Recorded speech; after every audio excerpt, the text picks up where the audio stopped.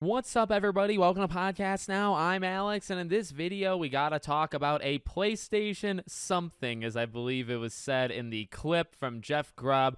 Something PlayStation is coming in May, whether it be a state of play or a showcase, and that's pretty much it. Now, he says, I have heard, right? Oftentimes, Jeff Grubb goes behind saying, like, well, it was just an opinion, and there's actually a part of this clip that I do think was an opinion, right? Because he talks about Silent Hill 2, which we'll talk about in a second, but this part is not an opinion. This part is a rumor slash a leak, right? So it's got to come back to him. If it's true, it's true. If it's not true, it's not true. But he says, from what he has heard, there's a PlayStation something in May. And then he goes on to say that he thinks that Silent Hill 2 would be there, that it makes sense considering all the stuff we've talked about. So to throw Silent Hill 2 in there, look, we've said that about 100 times, or probably on every video that I've made recently on Silent Hill 2, we've talked about a possibility of it showing up at a PlayStation State of Play or Showcase. So I think that makes a ton of sense, and I think in general it makes a ton of sense. I would hope it would be a showcase. If you follow the history, right,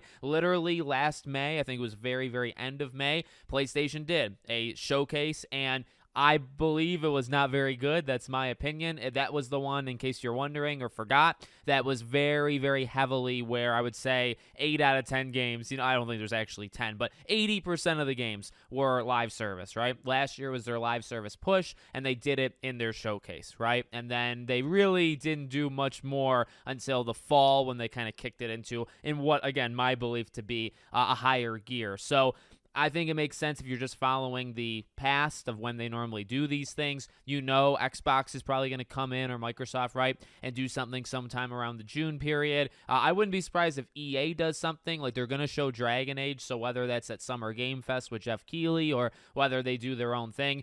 Again, we're going to have, I think, a replacement E3 where late May you get PlayStation, June you get the Summer Game Fest, you get Xbox, maybe you get Nintendo. I imagine you would get Nintendo, right? And maybe a few others. So it all kind of lines up, and it's what I've been saying for a while. I think for just PlayStation, right, considering that's what this video is about, I think they can do some pretty cool things in a showcase. This isn't the year for their first-party games, right? I mean, that was a big kind of narrative around them going into this year with relying on Stellar Blade and relying on Final Fantasy and stuff like that.